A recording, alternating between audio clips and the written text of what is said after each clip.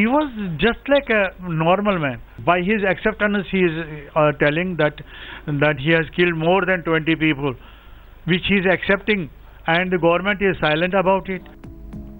Another victim of the mass murder was Tika Lal Taplu, a prominent lawyer from the valley and the then vice president of Jammu and Kashmir BJP. Taplu was assassinated on September 14th, 1989. It is simply an insult to the Kashmiri community, to Kashmiri Hindus who got killed. It's an insult to the army who are sacrificing their life for the cause of the nation. I am surprised why government is not arresting him, why he is moving free. So why is their murderer still roaming free? Why is the man who butchered innocent people not behind bars yet? If proof was all that was required, India today has given it all. With Ashwini Kumar in Jammu, Anindo Banerjee in Srinagar and Ilma Hassan in Delhi. Bureau Report, India Today. These are painful memories, but we must keep talking about them. And the reason why you must keep scraping away that film that time puts over these wounds is because one should never forget that this man, Bitta Karate, when he says that Kashmiri Pandits are my brothers, his real face is known.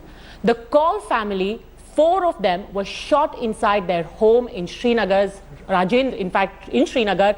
Rajendra Kaul was general manager in Hotel Broadway. Usha Kaul was working with HMT. Shivanji Kaul was a dentist. They were all killed on the 14th of October, 1990.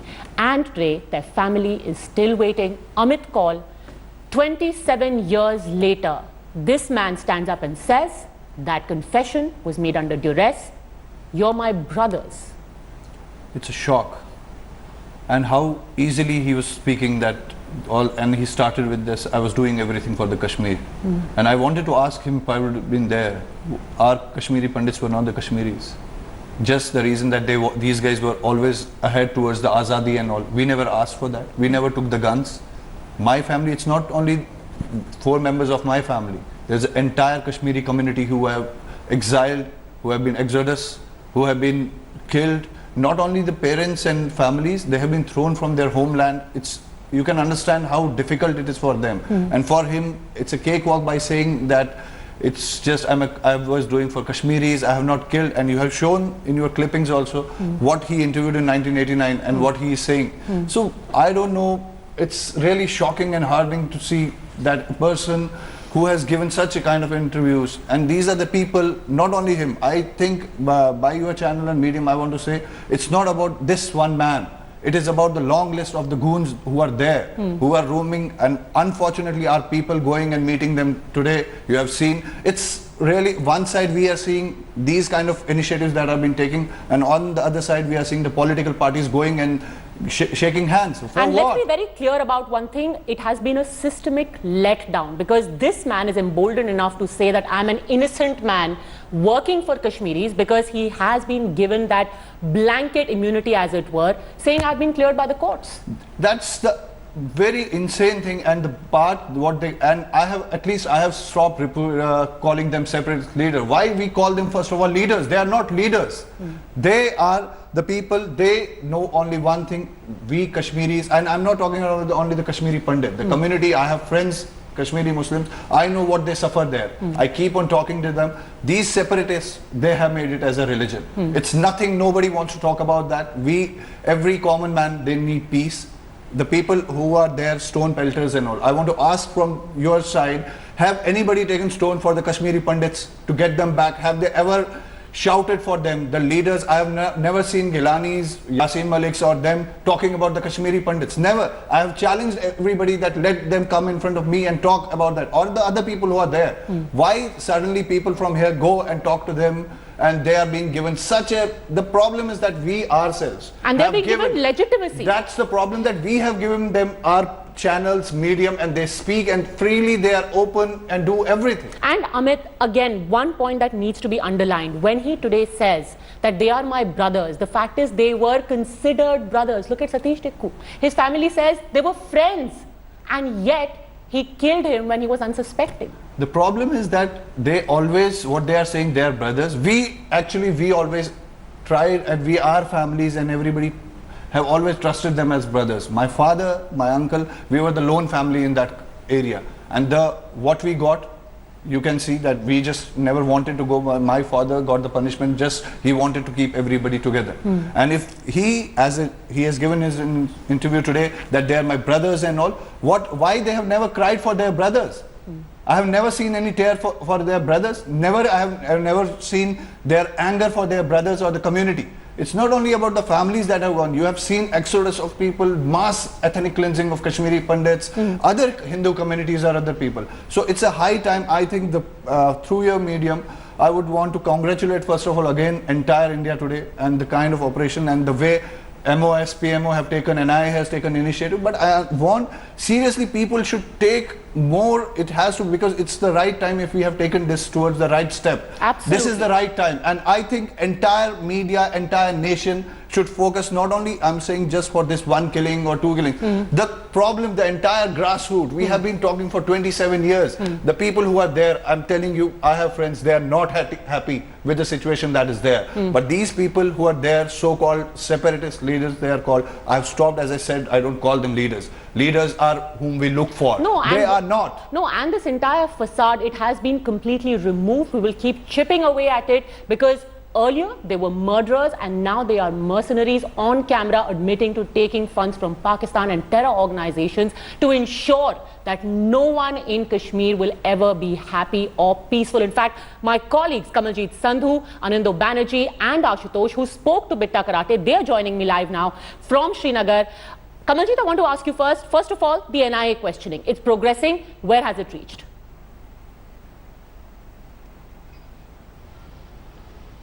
Well, this is still a preliminary inquiry. That means an FIR has not been registered. Today is day 5 for them. They've already questioned all the 3 accused. What is important is that they have confessed that this conversation has taken place. So they're not saying, they're saying this is an edited version, but it is a true version. So whatever they've confessed on camera is true. The other part is obviously about the investigation. They've been asked to get their bank accounts. They have charge sheets of the other accused in custody of Jammu Kashmir Police. So yes, the case is progressing very fast. What is now important is whether they can corroborate and get evidence. Now that evidence is required to have a full-fledged FIR, and once that is done, then the detention or a possible arrest is just a few days ago later.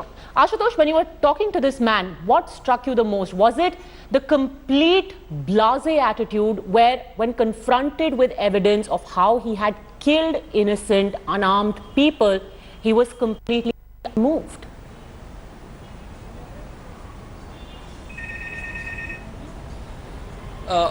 Padmaja, this man looked more nervous, and if you recall that video in the interview, decades old interview, where he was, this merciless, deadliest, a killer of Valley who killed more than 20 people, including innocent Kashmiri Pandits. This man looked scared, nervous, because he know that law of land is going to take its own course. And right after we exposed this man in Operation Hurriyat, how he was working at behest of Pakistan, hand in glove with people like Hafiz Saeed to burn his school and to, to fuel unrest and orchestrated unrest here in the valley. This man looked completely nervous, as he knows that finally NIA is questioning. Sooner or later he will be arrested. But at the same time, the bigger indication that is coming from New Delhi, that all the the murder cases against him, that is going to be reopened. So that is, that is something which has rattled him, and he had no answer to answer. Anando, finally I want to ask you, he says that the statement that he gave to Newstrack was given under duress. What about him being caught on the Hurriyat True tapes talking about funding from Pakistan, which goes to, and I quote him, Gilani Sahab, Yasin Malik Sahab, and then goes to him?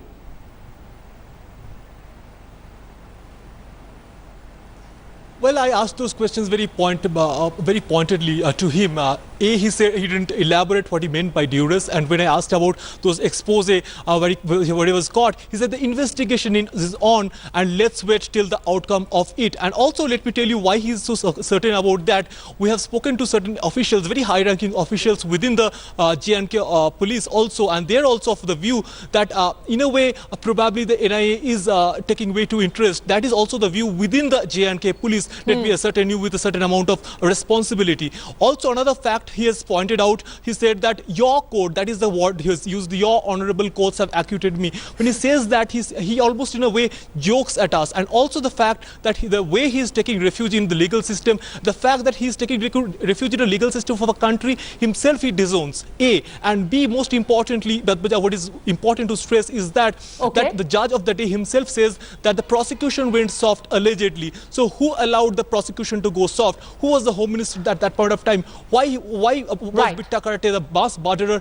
who is known to be the butcher of the valley, let off? This is a very vital question that needs to be answered for the justice of hundreds of people who have been killed by the man himself. All right. For now, thank you very much, Anindo, Kamaljeet and Ashutosh, for speaking to us and more importantly, confronting Bitta Karate with all of those ridiculous excuses that he is making. Amit Kaul, finally, I want to ask you, this entire concept of justice, what is going to be justice for you after almost 3 decades?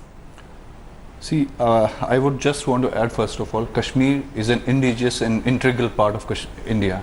And no matter whatever anybody says, be it those leaders who call themselves the leaders or any political party or all. But yes, it is without Kashmiri Pandits, it's nothing.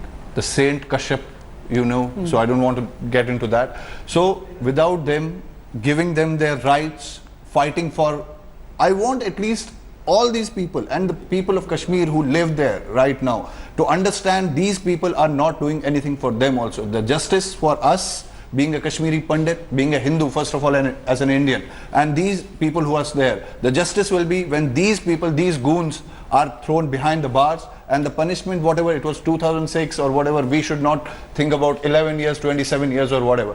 The justice will prevail if these people are thrown inside, and our country and everybody, leave political parties, media houses, everyone, as one country they unite and talk about this.